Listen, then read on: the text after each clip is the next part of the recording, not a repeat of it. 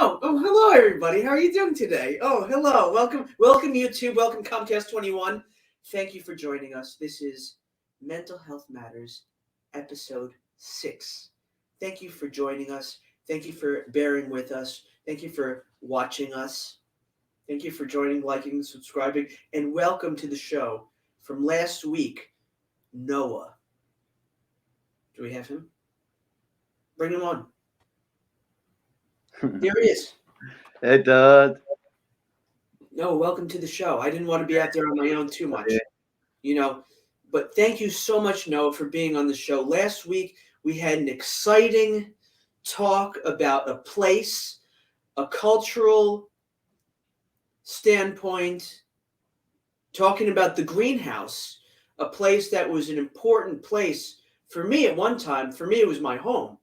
It was my artistic refuge. It was the place that I had dreamt. I never even dreamt about. It was out of my wildest dreams. It was something horrific, horrifying, great, beautiful, horrible, stupid, dumb, waste of time, but great at the same time. It was no waste of time. It was worth it, but we got out alive, and it was hard for us to get out alive because this place was made as a trap. We're talking about the greenhouse. Continued. Well, first of all, I was just watching the intro and watching you. Yeah. Thank you, bro. Thank you. Shalom alaikum. Thanks, everybody, and hello, New York. So I was just thinking how beautiful it is that we still carry on and that this connectivity remains, at least between us. And for me, talking about the greenhouse as a project or my movie Infragreen, it is not 300 people. That's the amount of studios, but not permanently. People shifted and changed permanently. So it is way more than the actual 300 people, which are sometimes mentioned in relation to the capacity of the actual greenhouse. This Hogwarts scenario.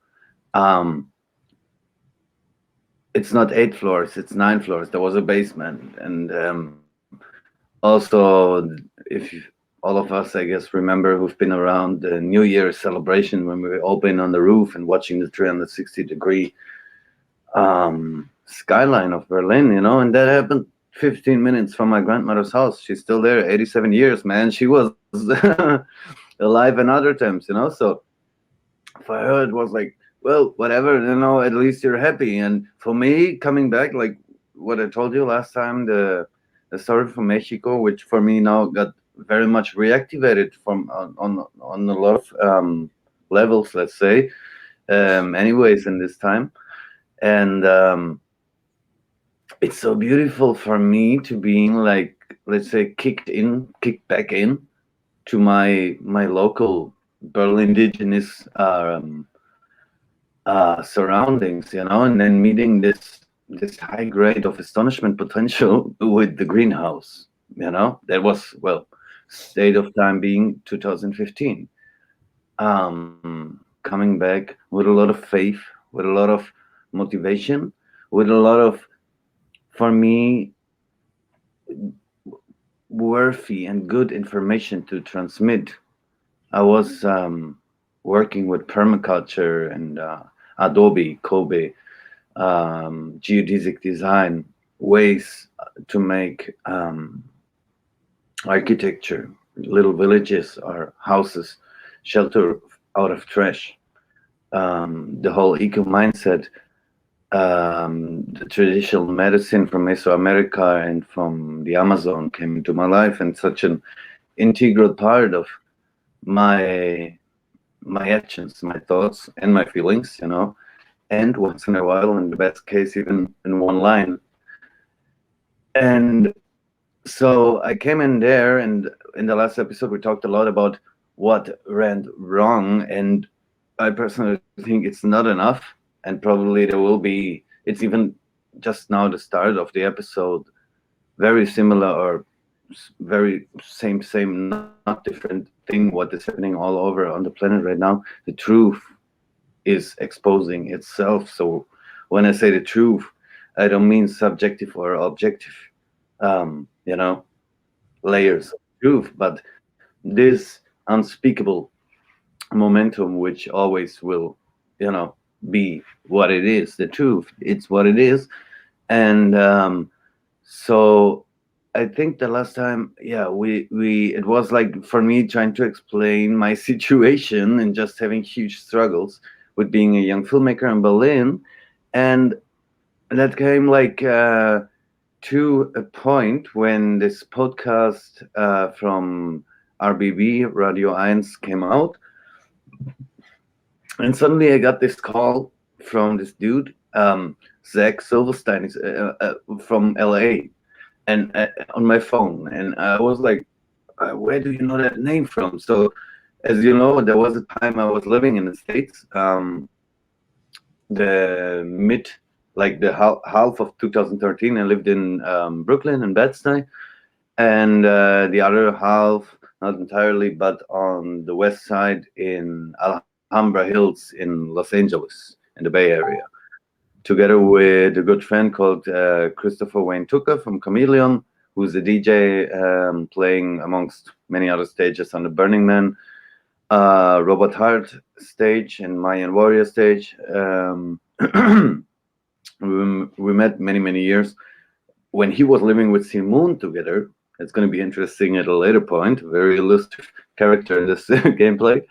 So I just got this call, you know, and I remember this time back then, like suddenly having a person saying, "Hey, we heard you make a movie about the greenhouse.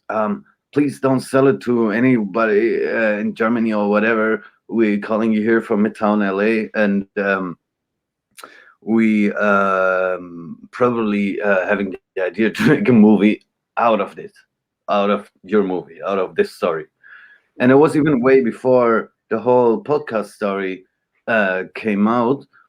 So I was like, on the one side, having this terrifying experience of 6 people dying, including this one dear friend and brother and mentor. It's, you know, on all levels, on my professional cinematographic life as an artist, but also and much more as a human. Um, and the rest is ongoing, you know. So life went on, and people thought, okay, so this guy is not allowed to enter the greenhouse anymore, so probably he did something wrong. Or let's say my prestige went from, because I was coming in happy and famous, not popular, you know, a Berliner, real Berliner, and I never had any kind of conflict. But then suddenly I was not allowed to come in the greenhouse anymore for being around with this before mentioned guy Simon. um and actual no reason, you know. And You then guys were on the banned list. You guys were, yeah, well, he according was to bad. yeah, according I to was the around. I was yeah. around Andy Korp and Victoria Subrovska in the sixth floor. Three other persons around, and he was actually screaming at Simone, and it happened a long time. The manager, you know, and to be honest, we had way more violent things. Or I coming in and then having to face way more violent situations before. You know, I come from Nikon. We don't talk to the police, let's say. But if I see what's going on now, it's just this on. Like, it's not about the greenhouse. I've been in Icon with 8 years, 10 years, seeing stuff like this, but then it happened to me. You know, coming back from Mexico, coming back from the 21st of December, together with a friend called Mark Marcel from spoken word poet from Los Angeles, and Vesa Kivinen, who's now back in Helsinki, actually but one of the founders of the crypto art movement. Um, Artevo, yeah, Vesta. It's also a cryptocurrency by now. He has his own currency. So with those guys, they've been sitting in the jail in Tulum on the 21st of December, well, on the Christmas afterwards, on the 24th, because we went there on the pyramids to film this documentary, The Beginning of a New Era, which was the blueprint or yeah, the inspiration for our movie after, me and the friend Mishek Shimshek, as I told last time, about the Mayan calendar in Lakesh, which means Namaste in Maya. So, coming with this into my local community where I was born, where I was grown, raised up, you know, born and raised, and I came back, and it was before the great equalizer ish time. My shift of ages happened in 2012, on point, 21st of December, on Chichen Itza, Merida, one of 7 main pyramids, aligned to the fifth, the heart chakra, and uh, we've been dancing in circles, taking it serious, and so to to just illustrate you the astonishment I felt in this moment when this guy from LA called me and told me like, "Hey, probably we're gonna make a movie at some point. So whatever you do, just don't sell it to any random television channel or something." And it was years ago, and before all that Final Destination stuff happened, and 6 people died. Two on GHB, two suicide. This is not happening for no reason. Okay, this is what I felt as a human, first of all. So definitely it influenced my work. But that happened before, as the management kicked me out. I had to stop the entire production of the movie. As my work was unpaid, I didn't have to worry about budget, but it didn't change the fact that it took me 2, 3 years more of my life to now sit here and gradually tell you about soon and pleasant release of this movie. Yeah. Certainly in another form as it was planned, but at least the story will be exposed. How long were you filming at the greenhouse? This documentary that you did in For the Fabregas. first time, started at 1st of December 2015, essentially the same day when I first time entered it, saying, December okay, 2015, yeah, and then and I 7 months, entered, and that's when I met you. yeah, That's yeah. exactly when Well, I met well, you. That's well, exactly when I so, met you. so And yeah, yeah, yeah, go ahead. it was the first day I came in and had this meeting with Elby and Noam and Andy Korb, who's now the new owner of the greenhouse, as I heard, the ex-manager of the Scorpions, who I always admired for his pre-cyber punk but still punk attitude and way of taking care of things. And he had the poster of our event. Like I counted, we made 114 events in 1 year, and it was 3, 4 years. We did stuff there. So, and he had his in his studio. It's still the same studio. And that part always was beautiful. The sixth floor was kind of another dimension within the polydimensional realm of complexity. But also you didn't went to the studios you didn't want to go into. So if we ontologically now perceiving the greenhouse as a social anthropological experience collectively conducted, not saying, okay, maybe it was the aliens before not sending an Anunnaki diplomat with the first mass landing, plus the entire functional military and military industrial complex, and saying, okay, we do this experiment, like this thing in the 50s when they said, like, we have actually this invasion, and people went crazy, which is still the only reason why governments are not providing this kind of information. So let's Yeah. say it is like this or not. It at some point it became meaningless because I didn't had nothing to lose, and I didn't want nothing to do. My first job, this responsibility given to me to shoot a movie about such a project, to do it good.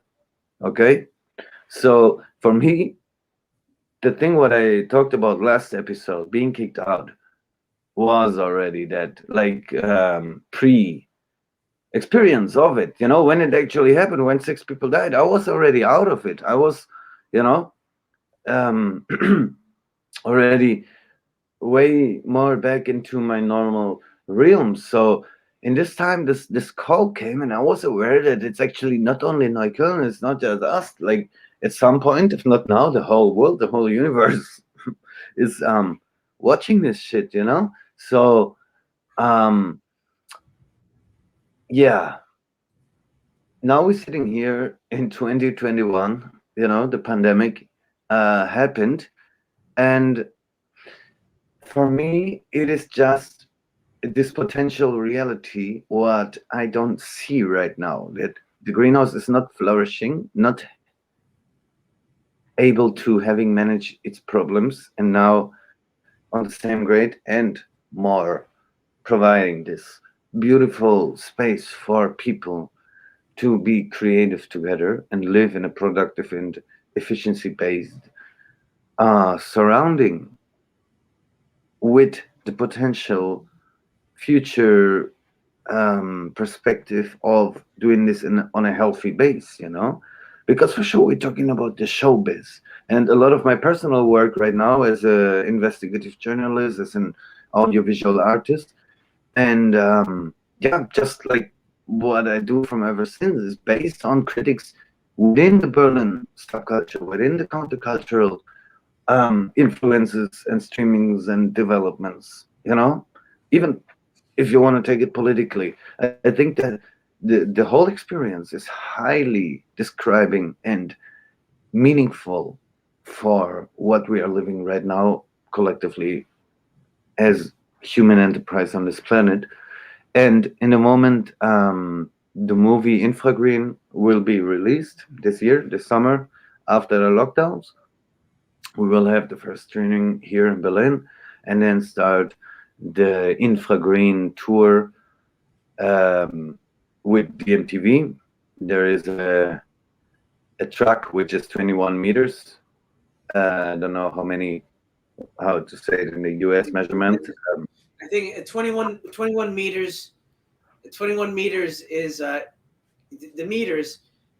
The way to figure out the meters is that each meter is approximately, is it 6 feet or is it 3 feet? 1 yard is 3 feet. We need to figure this out somehow. Anyway. Well, it's big. So this truck is gonna drive us around, hopefully to Gaza City. But let's see. First of all, like I was asked back then from this before mentioned conversation, and several times for potential sponsorings or financial funding support from. I have a friend who can sponsor you. You just have to sell it to him.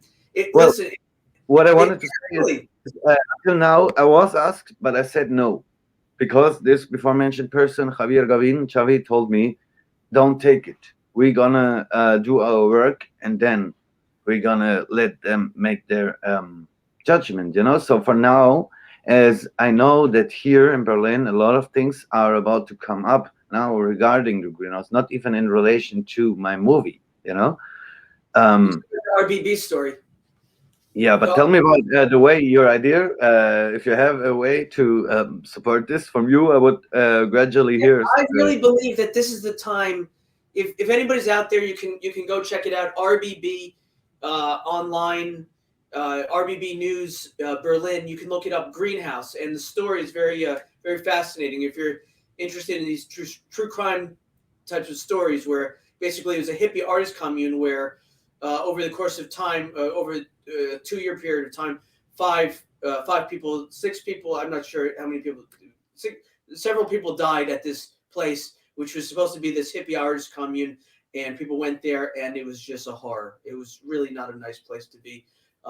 It was basically essentially a concentration camp for artists, so people who had a little bit of money or whatever saved up, they would go there. Well, and this is also the fact, like for me, like I defined it once, like also I mentioned last time I'm writing a book, but I'm giving myself a lot of time and space for this. It's called Hausverbot, and that's gonna be my personal therapy to just deal with all this stuff. Also, what I saw before, but in the greenhouse, essentially, it became this super high contrast of a post-ironic, yeah, self-reflection of the world I'm living in. It's not about showbiz, but for example, on that day, this persons on LA called me, and then they said me like, where do you know me from? And it came out that while I was living in Bed-Stuy and working for the MEE bookings, which was Sean Faustin and organizing the Copacabana and also the Lee Burridge events locally in New York, for example, but also stuff like major commercial events. And I was working for him back then, and then doing like on the first week in Brooklyn, in the first time in the United States, talking with the manager of Rihanna and doing bookings back then. And I remember just this intensity and stuff. And it was the same guy now hitting me back almost 10 years later and saying, "Hey, we're still watching you," you know. And I was actually coming back to see my friend Ismail Alabras, who is a Syrian filmmaker and a little brother of um, Zamo Zain, which is a quite famous singer in the Middle East, in Dubai, mostly in Egypt. And he then this I still had the Hausverbot, you know, like I was not permitted to come in, which I already now told last time. It happened so many times because also I somehow had to continue to shoot the movie, you know, and there was a security service back then, a private guy, person who is together with you probably the greatest guitarist I ever saw and heard playing. But Vincent. Vincent is a great guitar player. like He's he's a he's one of these persons, not even a normal member of the QAnon, but one of the guys who spiritually, you know, connects this kind of this section, you know, this. And there's still another one, the DJ Kid Cosmic, who's still living there. And I mean, whoever, you know, there was dubious things happening. And for me, I always didn't understand how I could not be in the house, but there are so many people around having so much. And I was born and raised in Neukölln, dubious backgrounds, and there's so much crazy shit going on in this parallel reality where you're not allowed to do and say certain things. And I got even like up to the physical level, being on the first grade in hand experience from every single perspective of the entire spectrum, as being the DOP, the filmmaker, the creative director, and the director and the producer of this movie, which then just in one day, because of out of a mood, I had to hear, "You will never release this movie," and my heart and the dream and the wish and the Berlin dream was broken, you know. And that was sad for me because I came back from Mexico, and you know, I told you I had my first movie coming out in Lagesh, um, and it was the first beautiful experience, and not the first, but the most beautiful experience of my life so far. So I would love to having to combine it with at least another as beautiful experience, if not more abundant, ever expanded, not more, not better. Better is the only enemy of good, but you know, it's my home village, it's Berlin. So for sure, I want to provide something which is a projection of the truth, which certainly includes the negative and the positive aspects. But how am I supposed to get that involved emotionally, personally, as a human being, for doing a job, doing the movie about Greenhouse? So whatever fame and attention and attraction now will result from this movie, I already know. I've been there. You know, I never been so terrified and um touched by something, and I lived a colorful life before, you know. I think I'm very fortunate and subsequently highly grateful for whatever I perceive on any single given day, you know. Every day we're working, and I think every human being is not only able but full of hard motivation to hard work, you know, hard work. There was also a greenhouse term, kind of, to do it, to do good things, to share love, and the bedingungslose Grundeinkommen, for example, the panokratie. I think 98% of the world never heard about panokratie, the panocratic mindset. You know, it's a political system created in Friedrichshain in '94. It's free to download in the internet. So let's say when I came to the greenhouse, apart from being the movie maker, I also had certain approaches and certain ideas, certain visions, how to create such a house Chelsea hotel in my neighborhood, and I also was given the freedom, but the approach abroad was not accepted but rejected without even any sign of scientifically conducted analyze, interpretation, nothing, no reflection in the behavior of judgment. So where should be any um, justification for authority in this case? I mean, we all paid rent, and I do not blame anybody, but the movie I made, I think, is quite beautiful, and I will really enjoy everybody who sees this movie. And I'm really grateful about having, for example, an impulse to also create a community and go the step out of the global society, out of the matrix, if you want, um, and just try at least. It doesn't matter how it comes out in the end. But if you are not stepping up and reflect on your behavior and publicly address that what was going on was not going on in the way it should. There were horrible things going on, and the people who are being treated the worst. We're I'm not going to mention the name of this guy, but you can do your research and you'll see that this guy is really bad news. The guy that runs the place is a really bad character, very bad character. And when you read about this, you're going to say, why are they not prosecuting this guy? Why are they not putting him in prison for the negligible homicide of these five deaths that occurred at the greenhouse, which is of course responsible. Somebody has to be responsible for that, And and for me, it's like, apart from that, it's, I don't know if it's sad or disappointing, but some people I know are still living there, probably doing the same things they did before. So if a person dies, something happens. So for me, with shooting that movie, directing, producing it, writing the story, dedicating it 5 years of my lifetime, I think I did the best I could to provide, in my best convenience, a safe and fruitful base and carpet, a social tissue for my home community. That's all I care about. My grandmother still lives around there.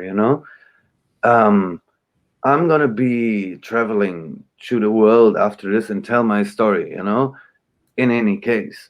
So my intentions, and everybody who was around me knows that, are very simple, but not anyhow related on inner struggle, politics, all these things leading now to gentrification, conflicts of friendships, broken dreams, unfulfilled hopes. All this is included within the movie, but also there's a lot of excitement and happiness. So, mm, what essentially I personally am thankful for is there's a certain person, Sam Atherton, aka Adal Tishov, one day came up to me, and I was filming, like, to answer your question from before, I was filming 9 months straight, 9 months and 2 weeks every day, in the first shooting epoch of this movie, and before this before mentioned conflict happened. Um, and he came to me, and he came back from Sisyphus on a certain psychotropic substance, and was actually trying to, or just talking to me in a way like he was one of my best buddies around then, back in this time, and telling me about this idea. And he said always like DMTV. And for me, it was quite a usual movement to just put the bottom and, adjust the focus, because again, something exciting is happening. But in the end, it came out that this particular video, it was 3 videos, which I took of him, I would keep for years. And then, yeah, more or less exactly 2 years later, in the summer of 2019, when the Club Commission Berlin started to initiate public roundtable meetings, I just spontaneously started to initiate the idea to do the same just before the meeting in the same place in another artist's house, which is called Gaswerksiedlung in the Café Flow, which is, let's say, out of the realms of people who also been in the greenhouse before and Berlin club culture and the festival world. And the GMTV vision, started to manifest itself into reality. And we talked about digital dance floors and VR, artificial intelligence based loop stations, and also about keeping the contact to the inner and external worlds and the balance within the ancient and traditional teacher plans and healing approaches, the spiritual legacy of the human tribe, um, and so many things came together, and me personally, what I'm doing as an audiovisual artist and since 2012 as a independent filmmaker. Well, also I organized techno parties since I was 17 and lived through the festival era. This time when like I worked on I think 12 or 13 festivals, 4 nightclubs in Berlin, and 7 to 8 festivals a year working. And then there probably was others. Couldn't remember too much. It always sounds so funny, but hey, everybody who's been around there knows it was hard work to create this world. And everybody who's been around there knows why. We still don't know. No one of us knows where do we come from, why are we here, and where do we go to. But I know why we lived all of this. I mean, Greenhouse can be a microcosm of Berlin, and Berlin can be even a microcosm of the world. But talking about all this vortex, all this realm, all this momentum of beautiful moments and colors and true love, what we created in this time, it really means something, for me. And at some point, probably I should be, or I am thankful to this whole experience, to the greenhouse, because it really showed me the this not only the surface but the true shape and the inner core, the true face of what is mm, yeah, life, humanity, Berlin, showbiz, the this whole cultural underground art realm, those persons who are gonna be creating the the setups, the concerts, the events, the parties, the festivals in the future. It's happening. It was happening here in the last decade. And what I know with DMTV, before now even going into explaining what it is, because now 3 years later, it's so much what happened. And Todd, you're one of it. You're actually the reason for the first of our podcasts to be coming out. Because of this show, I just started to do the same with you and other persons. And after 15 years of working in the festival world and in all this magical, colorful, psychedelic world, what we are now re-exploring, deconquering, whatever way you would like to intonate it. I had my groundation moment on the 21st of December 2012. Um, right now, I'm feeling a lot of gratitude for having even survived this journey of the greenhouse, and I did not release any work in almost 5 years. So, whether as an artist or as a human being, I'm looking very forward into the future. And until now, I really can say I did everything. If not, I probably would have released, if able, it years before, to be on the side of the beauty, yes, but also of the truth, because I'm talking about, again, my village where I was born, my home village, Berlin. And I think there's a reason why so many people are coming here. And when they're going back out in the world, they kind of bringing this message with them based on the experience they have done here. And with the Greenhouse movie and with the project DMTV as investigative news magazine, web podcast, annual art festival, electronic music label, and experimental art house film production, I think I did what I can, or we are doing what we can in our best convenience, based on a pure intention, what we think is the best for us, because nobody will be there after the lockdown, the pandemic, whatever comes. I mean, if you have a good connection to your parents, you are in touch with the universe. And this time, right now, and quite trivial and beautiful way also to say it is, we're the human generation watching the robots to become alive. Watch the news yesterday. A robot checked the new SpaceX, um, not drones, not spaceships, but those spaceship things which fly around, and it was a dog. It's not a human. The future is here. And DMTV was not thrown out to the public, but now, like, not even cultivated, but prepared for 2 years to really filter the qualitative essence of all this what we're doing. People love to make fun about hippies and all this stuff. And then eventually it pops out as Silicon Valley or something, which massively will be present there. The world, the age, the time we're now entering, what we are living, is, I think, the most interesting time to be alive. But also, I feel so clearly that a certain grade of responsibility is increasing energetically. We do not have any words for that yet. But with DMTV, I hope we will provide a space for maybe not creating a new language entirely, but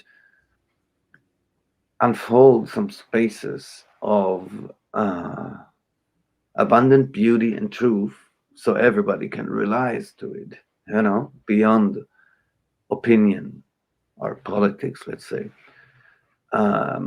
Just reminding ourselves, teaching each one by and for each one of where we all been before.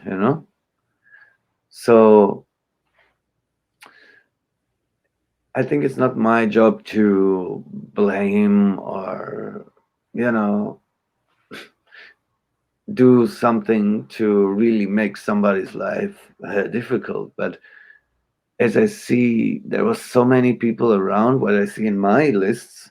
And for example, the Greenhouse Berlin Facebook group had 15,000 people. So it's not about the house anymore, but what it can give to the world.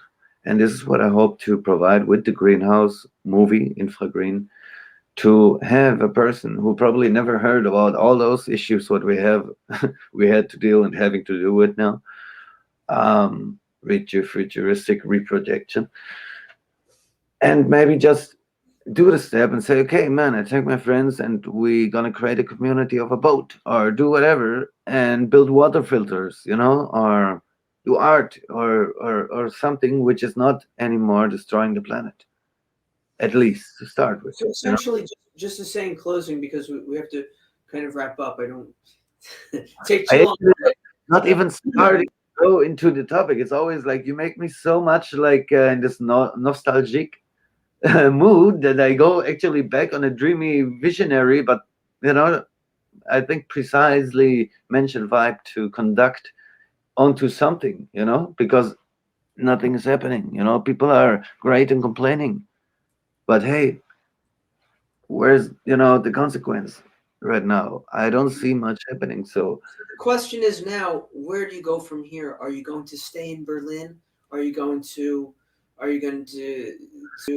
finish the film? I mean, you finished the film, so the film is finished, so the and then film is done. We're now getting a final ultimate mastering by a person, a very dear friend from Bar 25 Music, which I'm very happy about.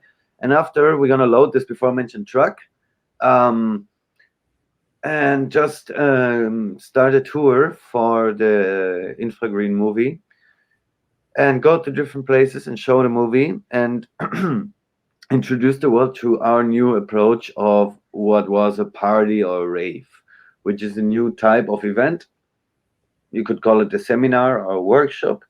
And I would love in the next episode, or even go into the topic what I wanted to go today, because I know you and your audience is it's for me this possibility to even raise up the topic, so I hope we have a lot of time to go into this, and I thank you so much for the possibility to you know get this out there. yeah, definitely, definitely. And yeah, if you're out there, if you're watching this program, thank you for watching. Thank you for just being a part of our crazy little show. I mean, this is a great opportunity that we have for you to do this show, and it's so wonderful for me to have guests like Noah on the show, and my friends like Dan and Sarah and Kristen and Andy and everyone that I've had on the show. Thank you so much for watching, and we're going to see you again next week on Mental Health Matters. Thank you so much, everyone. Stay safe, stay well, be good to yourself. Thank you. See you.